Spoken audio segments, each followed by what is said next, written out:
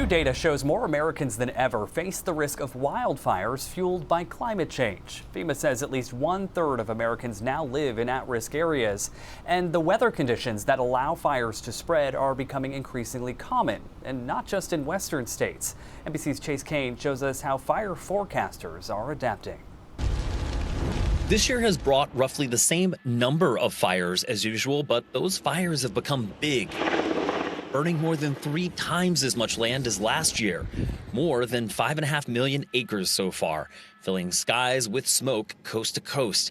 And we're still approaching the peak season. And a new analysis from Climate Central shows that it's being driven by an increase in the number of fire weather days. Days which are hot, dry, and windy, kind of like this. It's a signature of climate change. When you have fire weather, you can't do things like prescribed burning, at least not safely. So it really kind of gets you from both sides. Parts of California, Colorado, Washington, and Texas have already seen more fire weather days so far this year than they typically have in an entire year.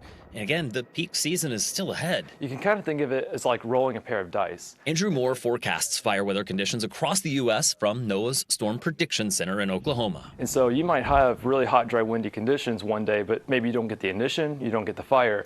But like I said, you keep rolling those dice. And as the climate keeps getting warmer, you're just rolling the dice more and more often, so you have more chances to start big fires. And that's part of why NOAA is expanding their fire weather team. Climate change means all 50 states face risk. But there's definitely been an uptick in the severity of the fires, and in particular with people moving closer to the forest or embedding within the forest, the danger to society is much greater. And so we're seeing these catastrophic wildfires much more frequently within the United States. In fact, FEMA now says 1 in every 3 Americans lives in an area like this, where homes mingle with forests and other wildlands. Some people are moving out of cities and towns to find cheaper housing, while others, even those who know the risk, just love being next to nature. Moved up here because we just love living in the woods.